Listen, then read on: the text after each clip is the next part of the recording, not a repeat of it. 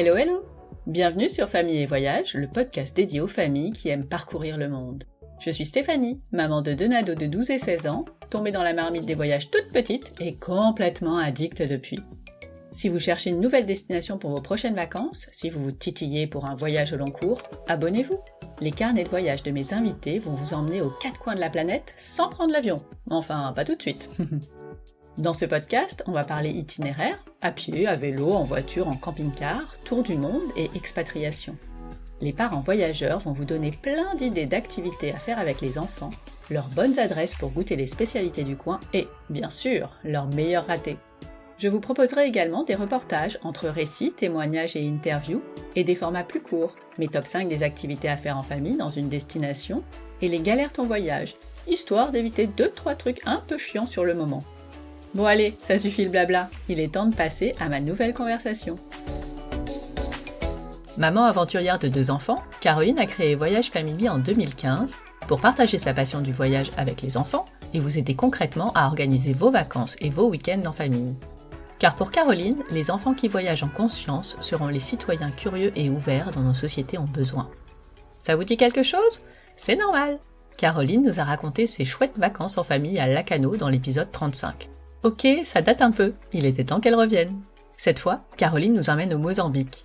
Elle y a fait un road trip de 3 semaines avec son mari et ses enfants de 11 et 14 ans l'été dernier, de Maputo à Vilanculos. Ce pays, encore méconnu, est une pépite qui regorge de spots à baleines, de dunes incroyables et de plages de rêve. Allez, c'est parti pour le carnet de route de Caroline au Mozambique. Je vous souhaite une belle écoute. Bonjour Caroline. Bonjour Stéphanie. Comment ça va ? Eh bien écoute, très bien, je te remercie. Où est-ce que tu te trouves aujourd'hui ? Je suis en télétravail à Lyon, chez moi. C'est bien le télétravail. C'est une des bonnes conséquences du Covid. S'il n'y en avait qu'une seule, peut-être que c'est celle-ci. Je crois, absolument.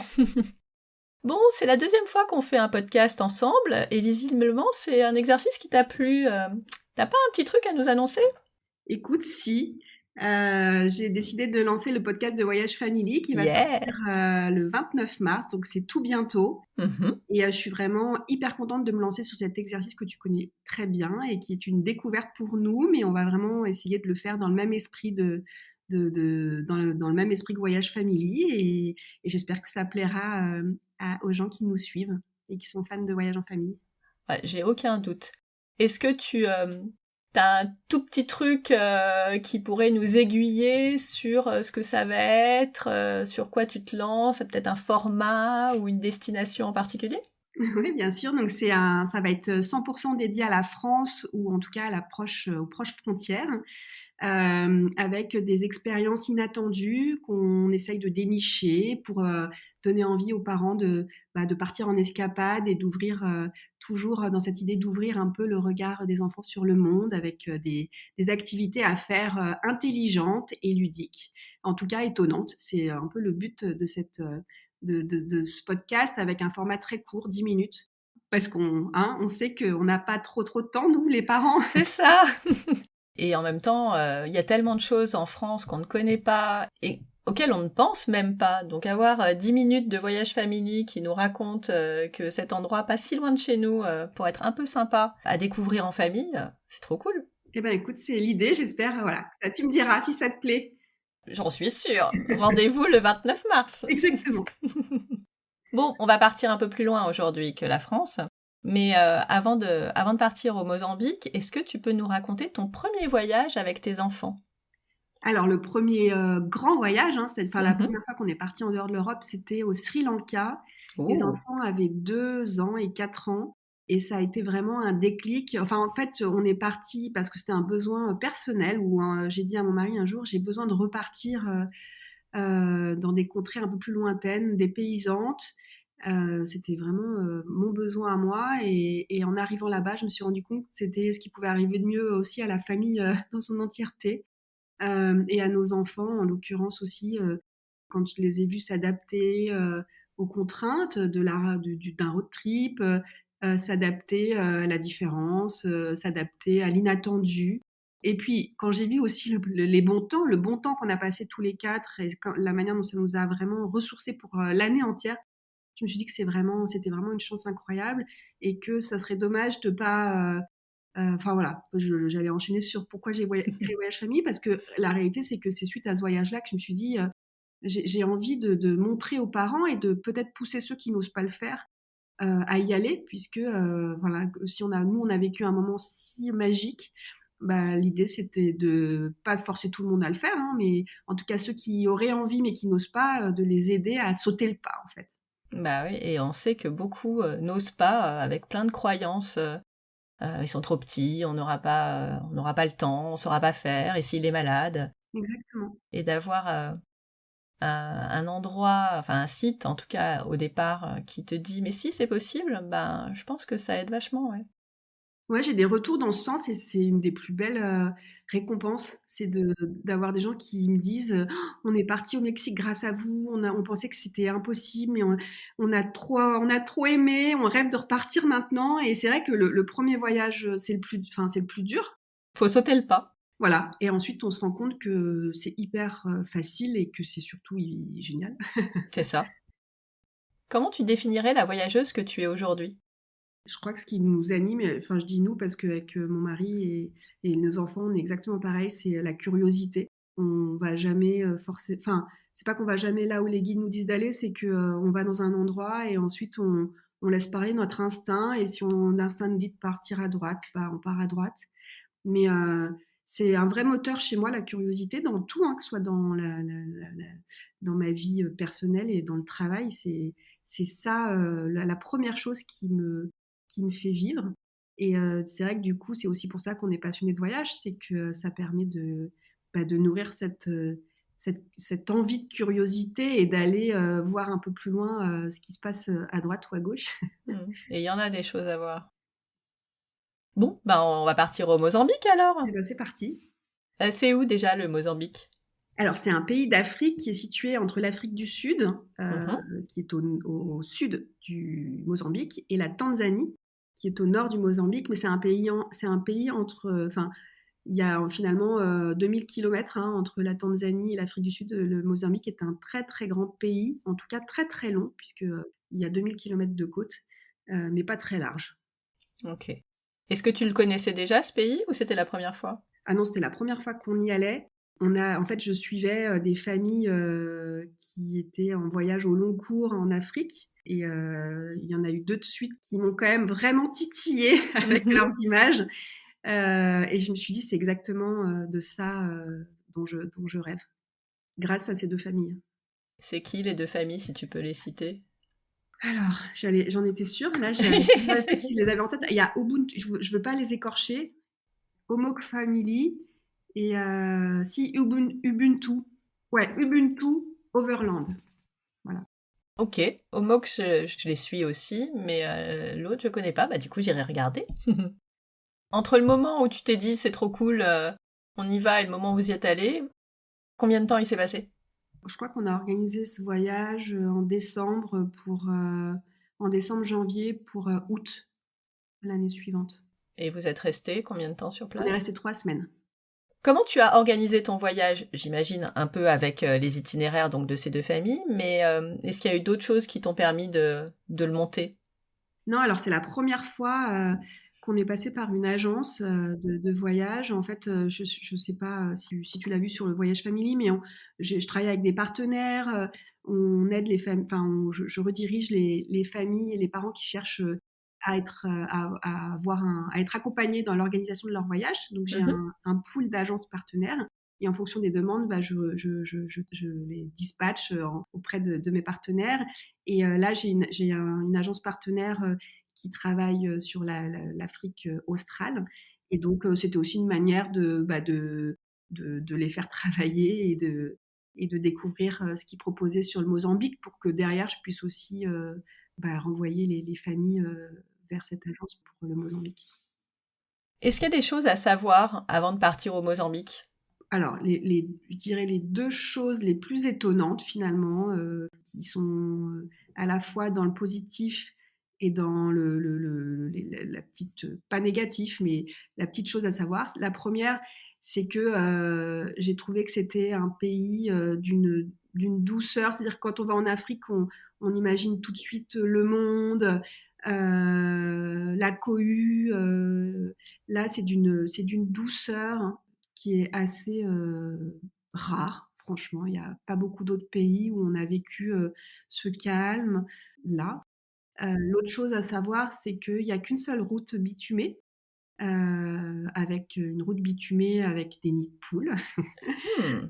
Et qu'ensuite, une fois qu'on a, donc on navigue sur cette route bitumée, mais ensuite on bifurque tout le temps sur la côte. Et là, quand on bifurque sur la côte, on est dans des pistes ensablées qui peuvent durer de 10-15 minutes de piste à 2 heures, 2 heures et demie. Et là, il faut avoir envie de conduire un 4x4 dans des pistes plus ou moins faciles à conduire. On s'est ensablé souvent, mais ça fait aussi partie du voyage et on s'est toujours désensablé sans problème. Et quand on n'y arrivait pas, ben, on appelait la personne chez qui on logeait, qui venait nous chercher avec nous sortir de là avec son 4x4. Ça fait partie du voyage. Si on n'a pas envie de ça, il faut pas aller au Mozambique.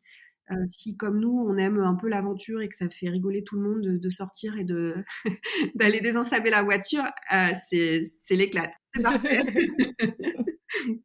Quel itinéraire vous avez suivi? Ah, du coup, on a longé la côte de Maputo, donc qui est la capitale du Mozambique, jusqu'à Vilanculos, qui est, je dirais, la seule grande ville, entre guillemets, qu'on ait vue entre Maputo et Vilanculos. Et voilà, on est resté 3 semaines, à savoir que les gens font souvent Maputo, Vilanculos, Vilanculos, Maputo pour rendre la voiture à Maputo.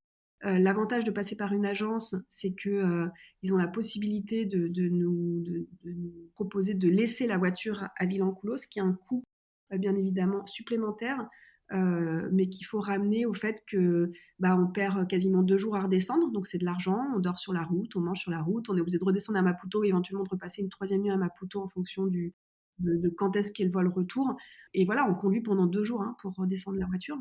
C'est, C'est un c'est, choix. c'est un choix, mais quitte à se payer un voyage comme ça, qui est un voyage quand même assez cher, qu'on fait qu'une fois dans sa vie, à mon avis, ça vaut le coup d'y aller, de pas mégoter sur les quelques euros que ça génère en plus en fait. Donc vous avez pris l'avion, parce qu'il n'y a pas vraiment d'autres moyens pour y aller. C'est combien d'heures? Combien d'heures? Je dirais qu'on a mis, tout compris, hein, porte à porte, peut-être une vingtaine d'heures, en sachant qu'il y a 2 escales et on a passé du temps en Afrique du Sud, donc je saurais plus te dire, vraiment le détail. Mais, voilà, c'est un pays qui se mérite. C'est aussi pour ça qu'il y a très peu de touristes. C'est que, il y a pas beaucoup d'infrastructures sur place, c'est sûr, mais, y arriver prend du temps. Donc après 20 heures de voyage, vous y arrivez, vous sortez de l'aéroport. Bon, c'est pas toujours là où on se rend compte vraiment de la destination, mais c'est quoi vos premières impressions? Écoute, alors je parle pour moi, hein, mais c'est vrai que j'ai été tout de suite étonnée. On est arrivé un dimanche. J'ai tout de suite été étonnée bah, de la coolitude d'une capitale africaine, avec pas tant de monde que ça sur la route. Voilà, et un plaisir fou de retrouver l'Afrique. C'était vraiment mon rêve d'y retourner après un voyage au Bénin que j'avais pu faire il y a quelques années pour Voyage Family déjà. J'étais sans mes enfants à l'époque et je rêvais de leur montrer l'Afrique, enfin de les emmener sur ce continent-là. Ils connaissent très bien l'Afrique du Nord, mais c'est pas du tout pareil. Donc voilà, une grande joie d'arriver là et de se dire que c'est vrai que ça fait partie de ces noms que je trouve magiques en fait. Maputo, pour moi, je pensais jamais arriver un jour à Maputo. Et il y a toujours cet effet de se dire waouh, ça y est, on y est. Et qu'est-ce qu'on fait à Maputo quand on arrive? Alors c'est pas une ville, comment dire, il n'y a pas énormément de choses à faire à Maputo. D'ailleurs, on y est resté, je pense, du coup, une journée et demie, le temps d'arriver, et deux nuits. On se balade dans le centre-ville. Il y a des beaux vestiges du passé colonial portugais. On avait pris un guide qui parlait français pour nous parler un peu du centre. Mais franchement, c'est pas une ville où on reste des jours, à mon sens. Ou alors on est complètement passé à côté. Mais voilà. Après, c'est pas désagréable non plus. Je conseillerais pas forcément de partir direct non plus, d'autant qu'il il faut enquiller derrière pas mal d'heures pour aller retrouver, pour atteindre le premier endroit sympa pour s'arrêter. Donc ça vaut quand même le coup de s'arrêter de nuit comme nous pour un peu atterrir. Oui, c'est ça, pour vous remettre du voyage et rentrer dans l'ambiance. Ouais. Et on avait une super guest house qui s'appelait Fig Tree, qui est une maison, il doit y avoir 3 ou 4 chambres, hein, avec une jolie piscine. Donc, c'est pas du tout désagréable de s'arrêter là-bas. Et en plus, on a fait une rencontre, une maman solo avec sa fille, avec qui on a sympathisé dès le début. Et en fait, bah, c'est la magie des road trips, c'est qu'on s'est retrouvés souvent. Ah, très chouette. Et ça a fait partie d'une jolie rencontre du séjour. Et les enfants, voilà, se sont tout de suite fait du coup une copine. Et pour la fille, cette petite qui voyageait toute seule, bah, c'était chouette de trouver directement aussi des copains Carrément. qu'on a retrouvés voilà, plusieurs fois pendant le séjour. Ok. Après ce repos bien mérité, vous allez où? Alors, on est monté directement dans un lieu qui s'appelle, alors ouais, le lac Namba-Valley. Il faut savoir que il y a énormément d'eau douce au Mozambique. Ça fait vraiment partie, tu vois, quand je disais qu'il y avait deux choses qui m'avaient marqué, en fait, celle-ci m'a énormément marqué aussi, c'est que il y a la mer, il y a il y a souvent des dunes, donc un banc de sable, et derrière ce banc de sable, il y a très très souvent, en tout cas sur la portion entre Maputo et Vilanculos qu'on a pu faire, des lacs, des retenues d'eau douce. D'ailleurs, on boit l'eau du robinet hein, au Mozambique parce qu'il y a beaucoup d'eau douce filtrée par les dunes. Nous, les touristes, hein, on boit l'eau du robinet. Et donc, on s'est arrêté sur un de ces premiers lacs. C'était plus une étape logistique, puisqu'il n'y a pas énormément de choses à faire, mais ça permet de couper la route, puisqu'ensuite, sinon, il y a déjà peut-être 4 heures de route pour arriver au lac Namba Valley, et qu'ensuite, il faudrait encore rajouter un certain nombre d'heures pour arriver au point d'intérêt suivant. Mais que c'est fort agréable quand même, et puis que c'est une première prise en main, voilà, on part de Maputo, on conduit à gauche, donc il faut se faire, Oui, il faut s'y habituer. il faut s'y habituer. Il faut savoir que voilà, il y a cette route bitumée dont je parlais, qui est la route principale, qui est quand même, il y a un peu du monde sur cette route. Il y a beaucoup de policiers. Alors, si tu me permets un aparté, Mhm. nous, on avait beaucoup de craintes, en tout cas en partant, on avait peur de se faire arrêter pour tout et n'importe quoi par la police et de se faire racketter, entre guillemets. Hein. Oui. Il faut savoir qu'il il y a une limitation de vitesse très stricte au Mozambique et que si vous ne dépassez pas cette limite, pardon, vous ne vous ferez jamais arrêter. C'est-à-dire qu'il n'y a pas d'abus de la police. En revanche, il y a des flics partout sur la route et dès que vous dépassez la limite, vous pouvez être sûr qu'il y a un policier qui Ça va tombe. sortir de quelque part, qui va dire je vous ai bien eu ». Et là, bien évidemment, il va vous demander plus que ce qu'il demande à un local. C'est pas non plus, ça nous est arrivé une fois, ça nous a coûté 20 €, ce qui est très cher Ça pour va. là-bas. Mais voilà, c'est le jeu. C'est-à-dire que il faut pas dépasser la limite. Et si on dépasse pas la limite, il n'y a aucun problème. Il n'y a aucun problème avec la police. Bah, c'est bon à savoir. Il y a des tronçons où c'est limité à 50 et c'est très énervant, ou peut-être 60, je ne me souviens plus. Et on aurait envie de se dire, bah, on va accélérer parce que c'est bien en amont des villages, ces limitations, et bien après. Et des fois, on a envie de se dire, bon, allez, On y va. bah voilà, je vous conseille de ne pas le faire, ou alors bah, vous avez une chance sur deux de vous faire arrêter. Mais encore une fois, c'est pas non plus très très grave et il y a pas, enfin voilà, c'est pas une corruption terrible qui va vous gâcher vos vacances. Mais c'est bon à savoir. Donc voilà, donc le lac Namba Valley, c'est une première rencontre avec cette route bitumée unique et une première rencontre avec les pistes de sable où il faut bifurquer pour aller à son hébergement. Voilà. Et comment ça se passe, cette première Bah, il se trouve que on n'a pas eu, on s'est fait un peu avoir par l'agence de location. L'agence de voyage avait demandé un 4x4 avec un certain bas de caisse, etc. Nous, on s'est pas méfié, c'était pas exactement la voiture qu'on nous avait dit qu'on aurait, mais on pensait que c'était un équivalent. Et en fait, on n'avait pas une voiture, on avait une voiture beaucoup trop basse. Donc nous, on s'est bien ensablé. Mais ça a été, voilà, on a bien rigolé. Et puis, il y a un instituteur qui passait par là avec sa mobilette qui nous a aidés. C'est aussi l'occasion de rencontrer des gens. Hein. Et au final, on est arrivé sans encombre plus que cette demi-heure qu'on a pu perdre sur la piste dans notre hôtel, enfin un guest house sur le lac. Et là, on a fait du paddle, on a pu se baigner. C'était vraiment très très agréable. Et les enfants sont directement sortis. Enfin, on a été se balader un peu dehors. Ils se sont directement fait des copains. Ils sont mis à jouer au foot parce qu'on se déplace jamais sans un ballon de football, puisqu'on voilà, on a deux Ça marche passionnés. bien. Et ils sont tout de suite fait des copains. Ils ont joué au football avec les gamins du village d'à côté. Voilà, on les a laissés tout seuls. Parce qu'avec mon mari, au bout d'un moment, on s'est dit bon, on va peut-être pas rester là toute la journée. Ils sont rentrés tout seuls à pied du village jusqu'à l'hôtel. C'est vraiment, C'est safe.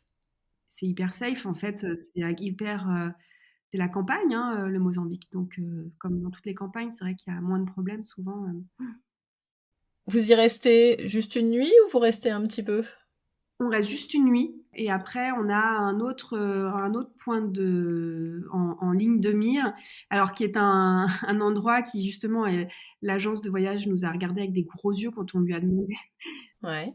C'était vraiment un endroit qu'on rêvait de faire grâce à la Homework Family. Alors Kisiko, c'est une petite ville sur la route principale, mais c'est aussi un hébergement qui s'appelle Bulbul Backpacker, qui se trouve à peut-être, je dirais, 20 minutes de la route principale sur une piste, hein, et qui est, à mon sens, un stop incontournable du voyage, puisqu'on dort en fait chez Diderik et, voilà, et Arsenia, qui est mozambicaine, et leurs 3 enfants. Donc on est vraiment au cœur de cette famille. C'est un hébergement hyper convivial. Le soir, on mange avec Diderik, Arsenia et leurs enfants.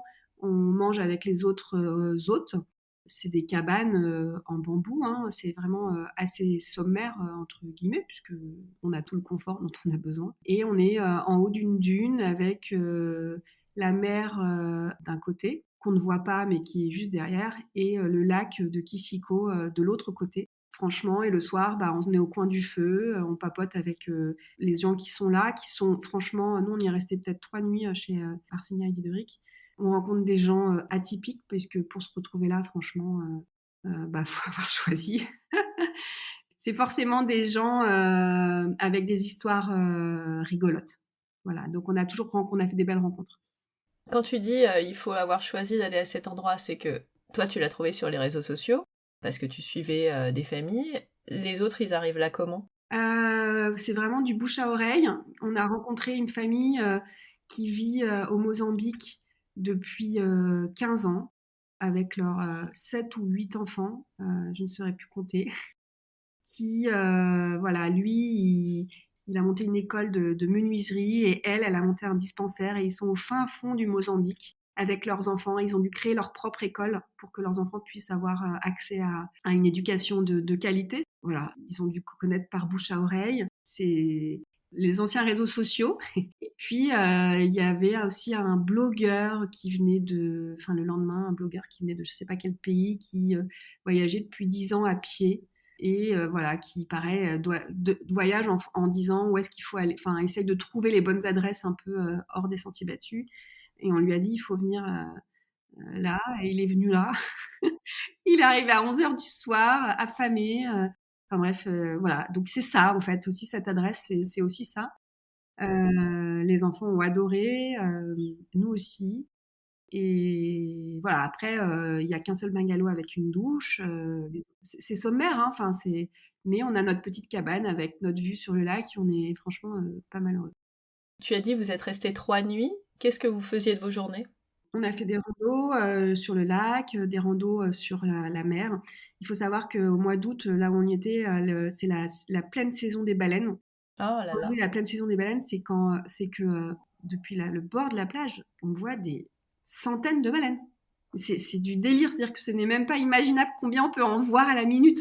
Waouh. Alors elles sont plus ou moins proches du bord, mais c'est fantastique, et du coup faire des randos en regardant les baleines, ça marche quand même, hein. Ah, il y a pire. Faut savoir que le Mozambique, c'est pas un pays du coup développé, il n'y a pas des milliards d'activités de dingue à faire, hein. On se balade, on profite des gens qu'on rencontre. Tu prends le temps. Ouais, on prend le temps.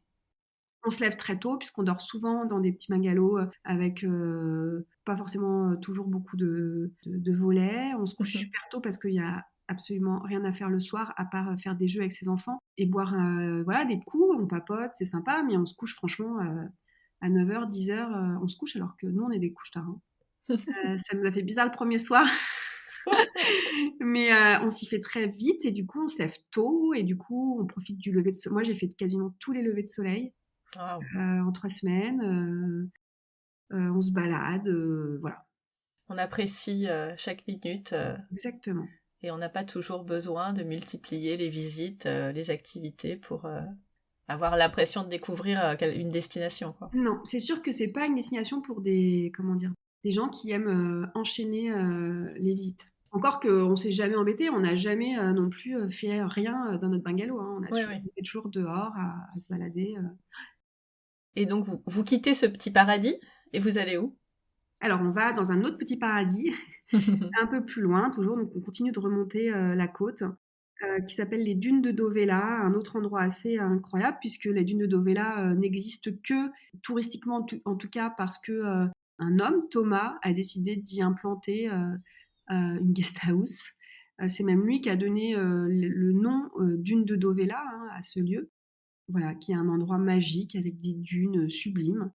Et là, pareil, on regarde les baleines, on a fait des randos, jusqu'à un autre lac où il a mis un petit canoë, Thomas, donc on marche une petite heure et après on a fait du canoë sur le lac. On peut faire du bodyboard, c'est un endroit où la mer est quand même un peu plus calme et donc on a pu faire du bodyboard, ils en prêtent. Elle est plus calme, ça veut dire que jusqu'à présent, elle était tellement agitée que vous pouviez pas vous baigner? Oui, c'est vraiment, il y a des endroits où la mer n'est pas, enfin où elle est un peu dangereuse, avec des courants, c'est l'océan, hein, donc, par exemple, à Kissiko, nous, on s'est pas baigné. En fait, c'est des plages sublimes avec personne, personne, hein, et c'est vrai qu'on n'avait pas spécialement envie de prendre un risque quelconque. Évidemment. On se baigne dans les lacs, en fait, qui sont derrière, hein. On s'est baigné dans le lac à Kissiko. Là, on a pu quand même se baigner dans la mer aux dunes de Dovela et aussi dans le lac qui est juste à côté. Il y a toujours un lac à côté, en fait. Ça, c'est cool. Ouais, c'est vraiment chouette. D'ailleurs, on n'en a pas parlé, mais c'était quoi la température Alors, c'est l'hiver, donc c'est l'hémisphère sud, hein, donc on est en décalé avec la France, mais il fait extrêmement bon, il fait à peu près 25 degrés la Parfait. journée, et le soir il fait plus frais, c'est-à-dire que le soir on est en jean et pull. Ok. C'est vrai que nous on aime bien la chaleur, globalement ça ne nous gêne pas, mais là on était hyper contents d'être dans ces températures-là. Donc là, vous restez combien de temps à ces dunes de Dovela? 3-4 jours. Aussi. Ouais, on essaie toujours de faire des stops, ça c'est notre manière de voyager, c'est qu'on préfère faire moins de stops et rester à chaque fois au minimum 3 nuits dans les endroits qu'on visite. Pour pas vous fatiguer plus que nécessaire aussi. Ouais, et puis c'est comme ça qu'on profite vraiment des lieux. Balade, là tu nous as dit, il y avait le canoë aussi en plus. Ouais. Vous passiez tout votre temps dehors. Ah bah ouais. On avait même tout le temps le bruit des vagues, enfin souvent, alors en tout cas d'une de Novella, c'est sûr. À Kissiko, je crois qu'on l'entendait pas vraiment du bungalow, mais on est dans des petits bungalows, hein, des petites cabanes, des petites cahutes, donc on entend les oiseaux, on entend le bruit de la nature. Ah, mais les baleines, quand tu me dis des centaines de baleines, ouais, je veux y aller. Ah ouais, ouais, non, c'est incroyable. C'est incroyable. Je savais même pas que c'était possible qu'il puisse y avoir autant de baleines en même temps et proches que tu les vois, quoi.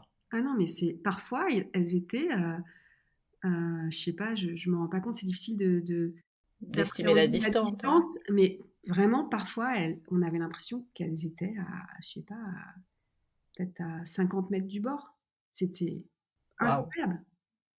Et c'est pas une de temps en temps, il suffit de regarder. En fait, il suffit de prendre le temps de regarder la mer et là, c'est un festival. Mais c'est ça qui est bien quand tu fais des étapes longues, c'est que tu peux prendre le temps. Mm. T'es pas dans la surenchère de tout voir tout d'un coup. Du coup, après, vous allez où? Alors, on va dans un endroit qui est un petit peu plus touristique, qui s'appelle Tofo, qui est un village de pêcheurs et de surfeurs. Ah, Quand je dis plus touristique, c'est-à-dire que là, quand on parle de Kissiko ou de la dune de Dovela, à part l'hébergement, il n'y a rien. On est dans un côté d'un village, mais il n'y a même pas un endroit pour acheter. Il y a très peu de boutiques au Mozambique, hein. Enfin, de boutiques, quand je parle de boutiques, je parle d'épicerie. C'est-à-dire qu'ils n'achètent rien. C'est un pays très pauvre, on n'en a pas vraiment parlé, mais c'est un pays très pauvre. les gens n'achètent rien en fait. Il n'y a même pas un endroit, un jour on voulait faire un pique-nique, il y a certains endroits où il n'y a pas d'endroit pour acheter de la vache qui rit et du pain, quoi. Ils mangent ce qu'ils produisent. Voilà, donc Tofo, c'est une petite ville avec quand même, pour le coup, je sais pas, peut-être une vingtaine d'hébergements, il y a des restaurants. Ouh, la Donc civilisation. voilà, la grande civilisation, mais ça reste vraiment hyper cool et il n'y a toujours pas grand monde et c'est pas du tout une station balnéaire, quoi. C'est un petit village de pêcheurs voilà, qui s'est bien développé grâce au tourisme. Il y a un spot de surf vraiment top pour les. Enfin, en fait, j'allais dire pour les débutants, entre guillemets, mais il y a aussi des très bons surfeurs qui surfent là-bas parce qu'il y a différents spots. En tout cas, nous, on est des surfeurs débutants, c'est-à-dire qu'on a le niveau pour savoir prendre une vague et se mettre debout, mais ça va pas bien, bien plus loin. Et c'est parfait, voilà, pour des familles comme ça, c'est parfait. Du coup, bah là, c'est vraiment, pour le coup, à Tofo, il y a vraiment plein d'activités à faire.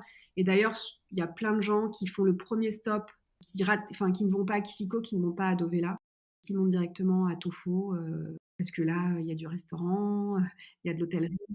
À Tofo, c'est un un haut lieu de la plongée sous-marine. Donc, si vous êtes fan de plongée sous-marine, c'est sûr que voilà, c'est un bon endroit. Il y a de l'observation des baleines. On a été visiter une usine de production d'huile de coco. Enfin voilà, c'est vrai qu'il y a pas mal de. C'est animé. Et là, pour le coup, on y est resté un peu plus. Je crois qu'on y est resté 4 jours. Et donc vous avez, en plus du surf et de vos balades, cette petite usine. Oui, vous aviez de quoi remplir vos 4 jours et vous avez profité des restaurants, j'imagine. Il y a des super restaurants. Il y en a un qui est pas le plus. Enfin, ouais, non, qui est pas le plus touristique, où on mange de la. Enfin, c'est spécialité de fruits de mer. Et on a mangé de la langouste pour 10 euros, je pense. Et il y a une super pizzeria. Alors, quand je dis pizzeria, c'est un boui-boui, hein. Je crois qu'il y a 4 tables. Mais enfin, voilà, on peut manger. C'est vrai que c'est un endroit un peu plus touristique, quoi. Donc, on peut manger. Ça fait du bien aussi. Non, et puis c'est fait avec vraiment, c'est pas du tout. C'est fait à la mozambicaine, hein. Ça reste quand même. Oui, t'es pas sur la Côte d'Azur non plus. Eh non, non, non, non. Ça tombe bien. Vous partez où après? Alors, après Tofo, on a fait un lieu qui ressemble un peu à Dovela, qui s'appelle Travessia Beach Lodge. C'est pas forcément un endroit. Enfin, c'est pas que je le conseille pas, c'est qu'il fait doublon un peu avec Dovela. C'est un peu le même genre, donc c'est très bien fait, mais c'était pas nécessaire. Après, ça permet de couper quand même la route, hein. On s'est baladé, on a fait, ceci dit, une super balade dans le village à côté avec un des salariés de l'hôtel qui vivait dans ce village et donc qui connaissait 100% des gamins, 100% des gens. Et on a passé peut-être 3 heures dans ce village avec lui. Et c'était malgré tout un super stop aussi pour ça. Et puis, bah, je sais pas, vous pouvez aller regarder les photos sur Voyage Family. C'était quand même un endroit magiquissime avec une plage de rêve, perdu au milieu de la nature, des cocotiers. Et c'est toujours des petits bungalows posés quasiment sur la plage, donc ça reste magique. Mais c'est vrai que nous, on avait 3 semaines. Pour des gens qui ont moins, je pense que faire soit Dovela, soit Travessia, c'est bien, quoi. C'est déjà très bien. Eh ben, on continue alors. Alors, le stop d'après, c'est un autre stop où l'agence m'a regardé avec des yeux en disant vous êtes vraiment, vraiment sûr. Enfin, l'agence, ils ont été parfaits, hein, mais c'est vrai qu'il y avait quand même ces 2 stops où je leur ai dit en fait, ça, vous vous débrouillez comme vous voulez, mais vous m'intégrez Kisiko et Pomene, qui est un endroit que j'avais découvert aussi grâce à Homok Family et Ubuntu aussi. Donc quand je leur ai demandé, parce que j'avais communiqué avec ces 2 familles, hein, quand je leur ai demandé quels étaient les endroits immanquables au Mozambique, bah, c'était voilà, c'était ces 2 spots-là. Alors d'abord, il y a 2 guest house à Pomene, aucun restaurant, aucun rien en fait, hein.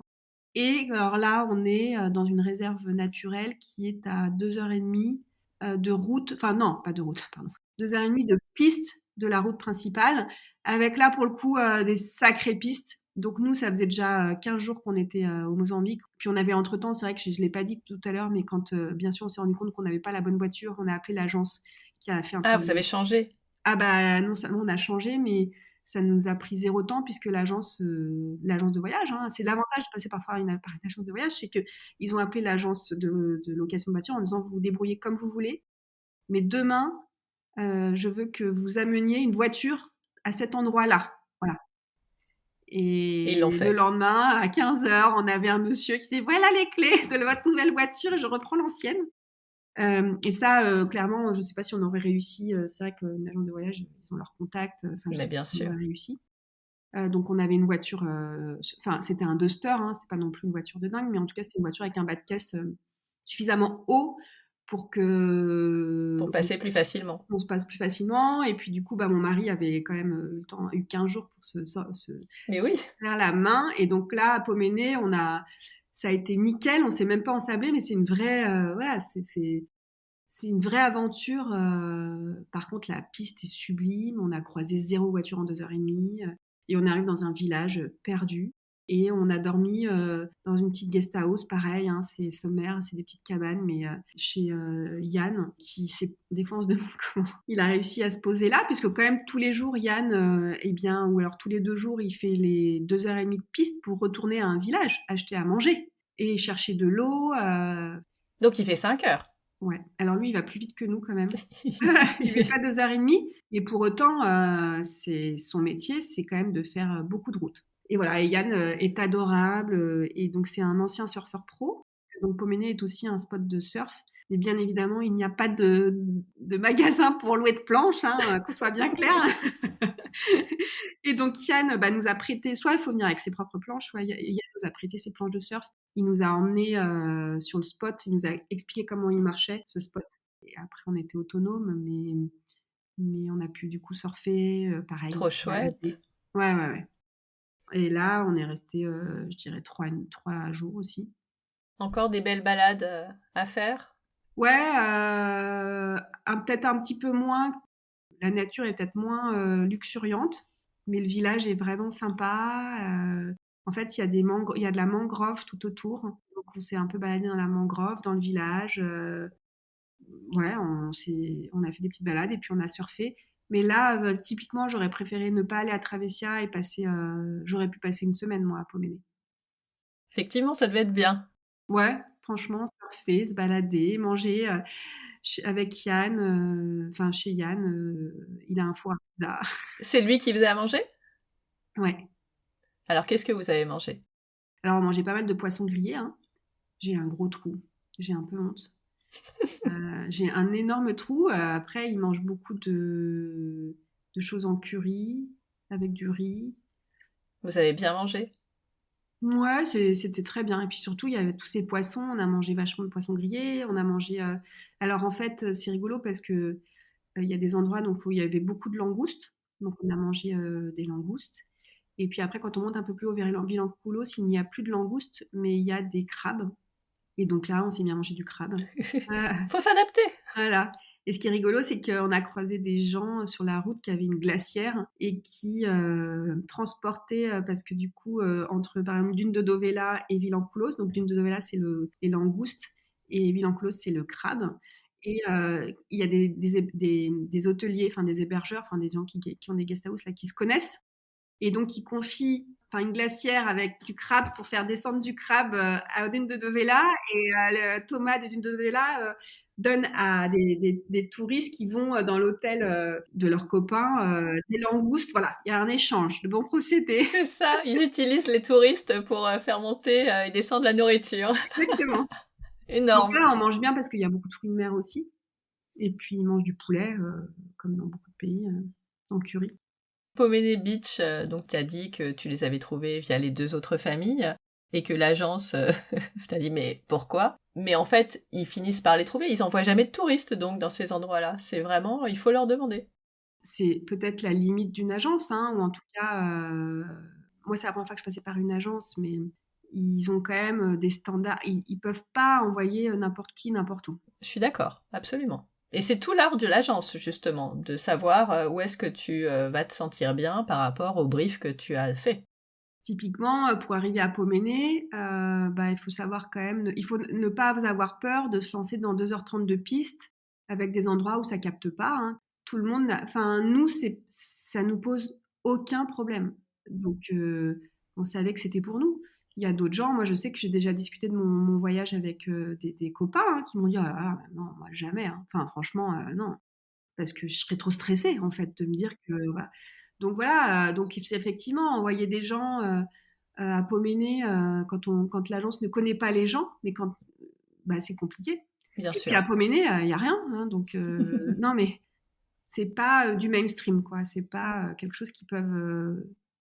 Et après, je sais même pas s'ils avaient déjà été. Enfin, clairement, ils avaient même jamais été. Par exemple, à Kissiko. En fait, Kissiko, c'est un village sur la route, mais c'est l'endroit où on a dormi chez Boulboul.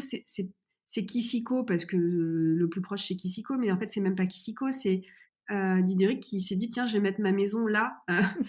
Voilà, Tiens, y a c'est rien. bien là. Là, c'est bien, mais en fait, il y a rien. Donc, si tu vas pas dormir chez eux, tu n'y vas jamais dans cet endroit. Donc l'agence, elle connaissait pas cet endroit-là, mais c'est pas du tout une critique, hein, c'est qu'ils peuvent pas Non, non, tout bien connaître. sûr. Et on est bien content que des familles autour du monde découvrent ces endroits et qu'ils en parlent sur les Ouais. réseaux et qu'on puisse les découvrir à notre tour. Ça, c'est le bon côté des réseaux. Ouais, ils défrichent, hein, Bah ouais, ils ont le temps d'aller défricher. c'est ça.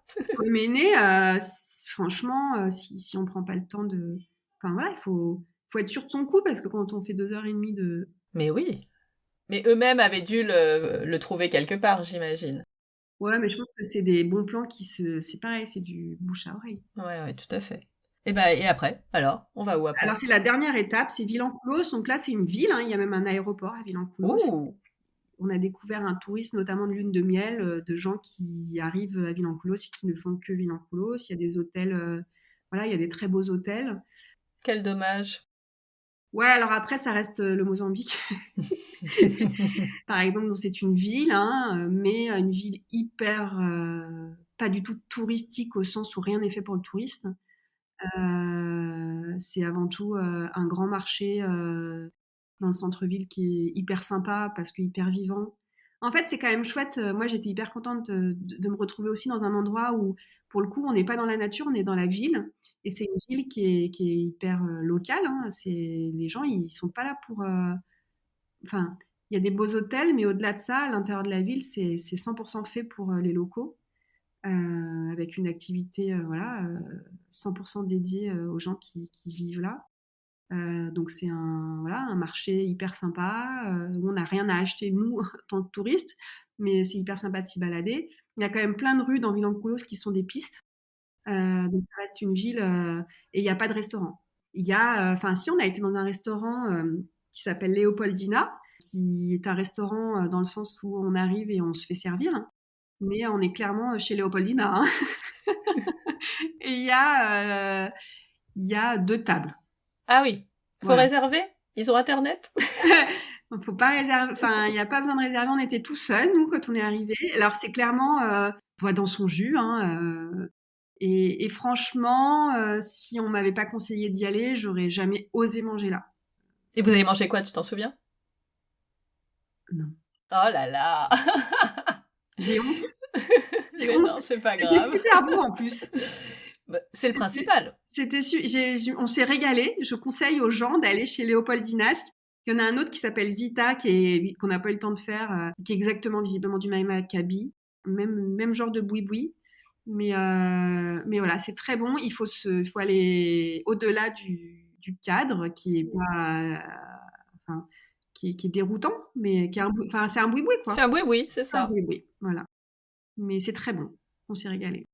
Voilà, mais donc il n'y a pas de restaurant autre que ce genre de choses en fait à Villanclos. Donc c'est une ville avec des hôtels beaucoup plus luxueux si on en a envie, mais ça reste vraiment pas du tout touristique. Alors là, par contre, il y a plein de choses à faire. C'est aussi pour ça que les gens restent longtemps. Hein. C'est que d'abord, enfin, ce qui est vraiment très très sympa, c'est que c'est, comme je le disais, c'est une ville qui vit au rythme de la pêche et des marées. Donc tout est tourné autour de cette plage qui est incroyable, magnifique, avec une eau sublimissime. Et en fait, la marée se retire sur je sais pas, sur très très loin. Je sais pareil, je saurais pas dire, je veux pas dire de bêtises. Et restent des barques de toutes les couleurs qui sont posées comme ça sur le sable. Donc ça appelle à des super balades. On peut se baigner hein, quand la mer est haute. On joue au foot quand la mer est basse.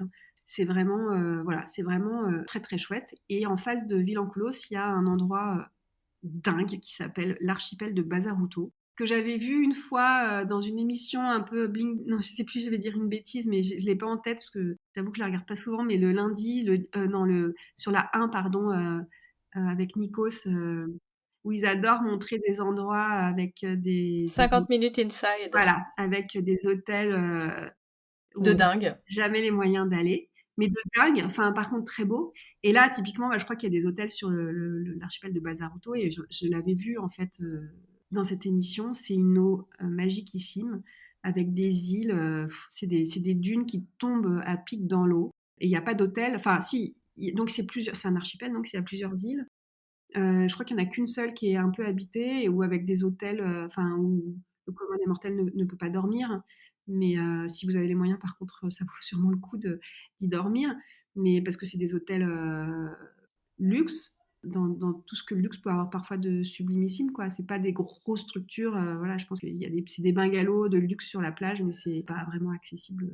Mais voilà, donc cet archipel, on y va à la journée. Donc on peut faire, enfin voilà, à Bazaruto, à Villanclos, pardon, on peut faire des excursions à la journée en bateau. C'est un haut spot de kitesurf. C'était une bonne étape pour finir ce road trip.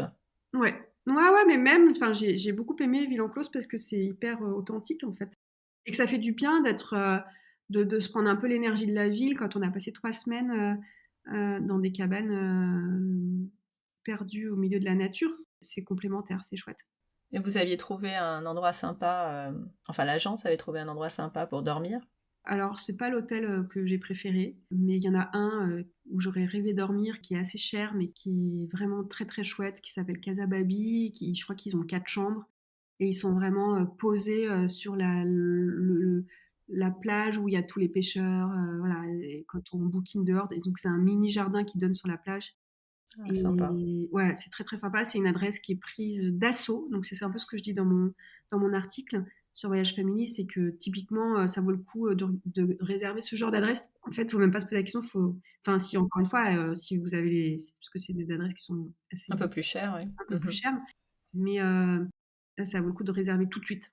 S'il y a de la place, ça vaut le coup de prendre et de réserver tout de suite, tout de suite. Et de faire le voyage autour. Ouais. Non, mais voilà, ça fait partie des endroits qui font aussi qui améliorent l'image qu'on a d'un stop, d'une étape. Mais il y a plein d'autres, franchement, il y a plein d'adresses sur Villancoulos. C'est pas, moi, je conseille plutôt d'aller chez Baobab Beach Backpackers, qui est justement à côté de Casababy, mais qui est un hôtel de backpackers. Enfin, un hôtel, non, c'est pareil, c'est des cabanes, hein, mais c'est un guest house de backpackers avec.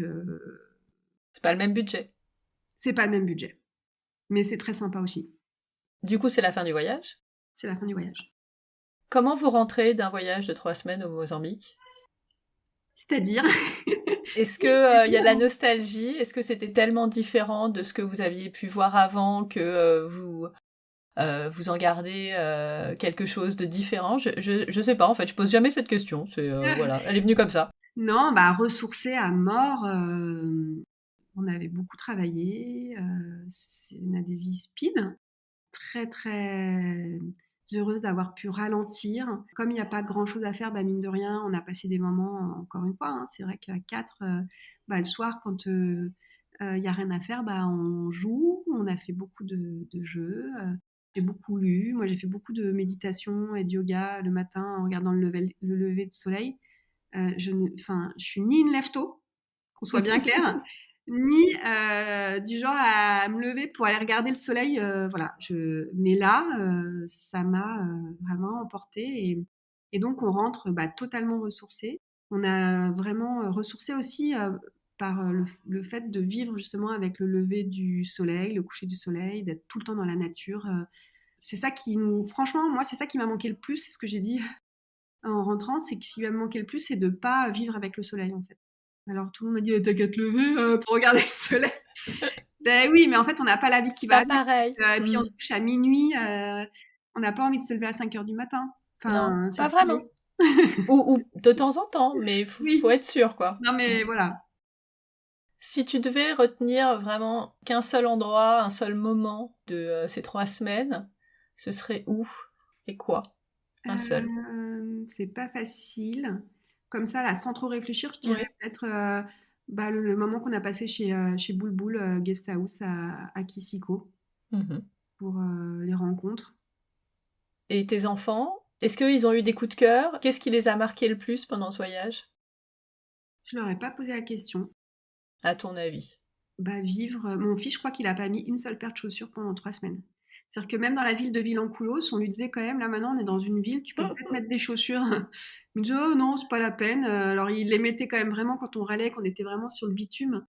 On n'a pas marché sur le bitume pendant 3 semaines, quoi. Donc on était dans le sable, on est tout le temps dans le sable, et je pense que ça, vivre à la c'est un peu on a vécu une robinsonnade pendant 3 semaines, je Génial. pense que ça les a enfin, ils adorent, hein. Mais c'est clair qu'il y a pas trop de wifi, on en a pas trop parlé, hein, mais Mais oui, d'ailleurs, faut le gérer ça avec des ados. alors ils sont voilà, j'avoue que j'ai des enfants, cool là-dessus, c'est que c'est des ados, c'est-à-dire que quand il y a du wifi, bah, ils sont comme tous, ils aiment, mais quand il y a pas, ça les c'est des ils aiment bien la nature. OK. Côté budget, tu l'as dit, c'est pas un voyage, forcément bon marché. Tu peux nous donner une idée?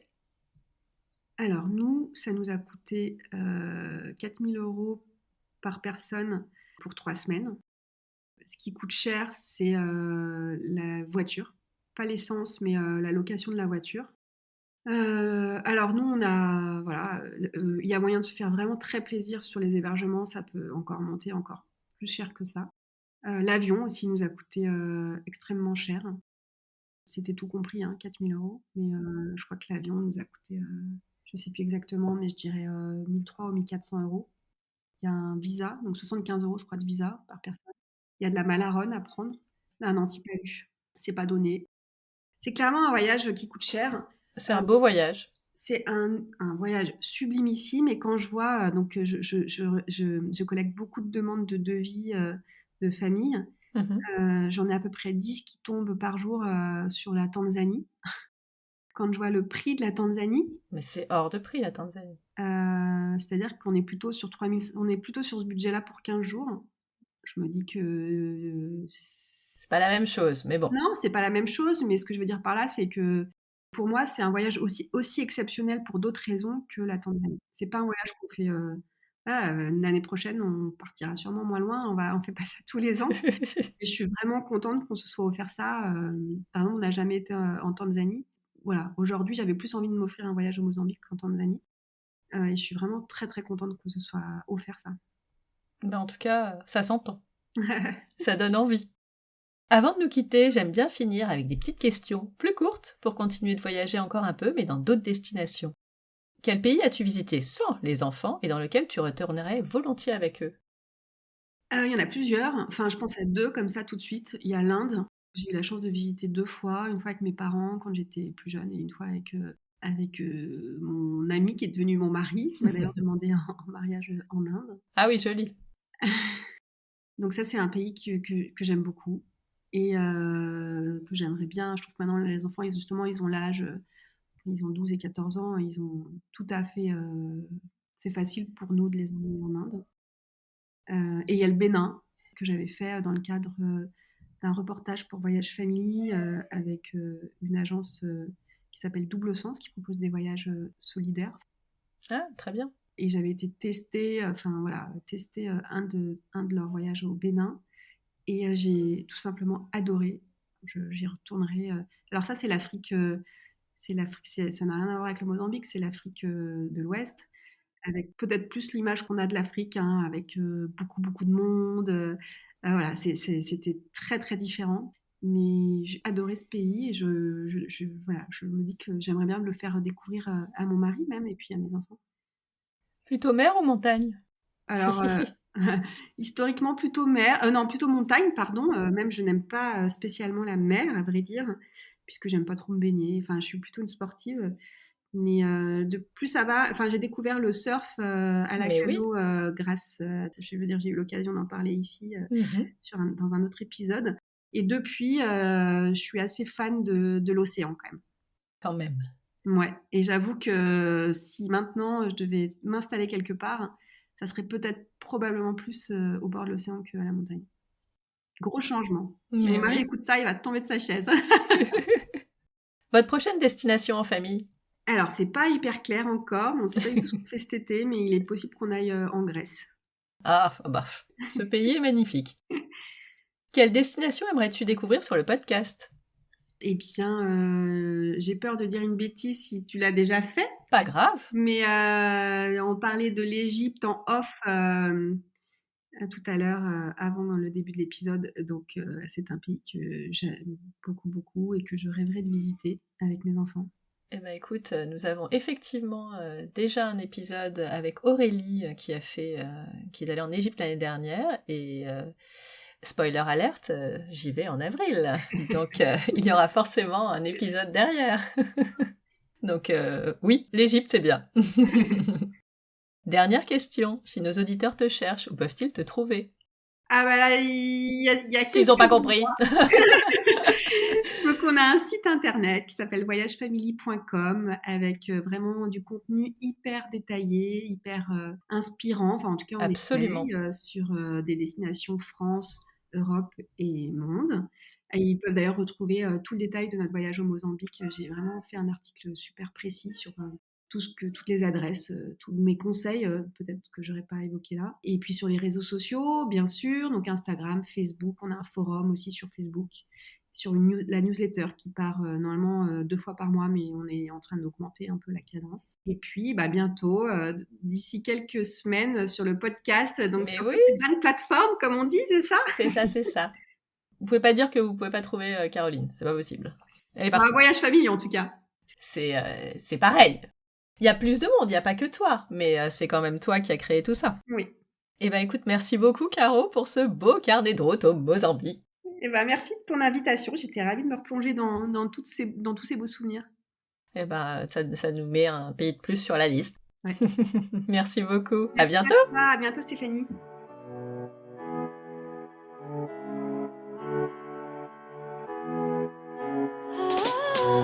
Voilà, c'est tout pour aujourd'hui. Merci d'avoir écouté jusqu'au bout. Si cet épisode vous a plu, dites-le moi en écrivant un petit commentaire sur Apple Podcast ou sur le blog. Vous pouvez aussi vous abonner, mettre une note 5 étoiles ou le partager autour de vous. Alors je sais qu'on vous le rabâche tous, mais c'est notre petite récompense après tant d'efforts pour vous proposer un chouette épisode. Et ça dit à Apple qu'il faut le mettre en avant. Alors à votre bon cœur, monsieur dame. Comme d'habitude, toutes les notes sont sur le blog famille et voyage avec un s.com. Vous voulez ouvrir vos carnets de voyage? Vous aimeriez en écouter un sur une destination particulière? Retrouvez-moi sur Instagram, @famille et voyage, toujours avec un s, _blog. À bientôt pour le prochain épisode. D'ici là, prenez soin de vous, inspirez-vous et créez-vous de chouettes souvenirs en famille.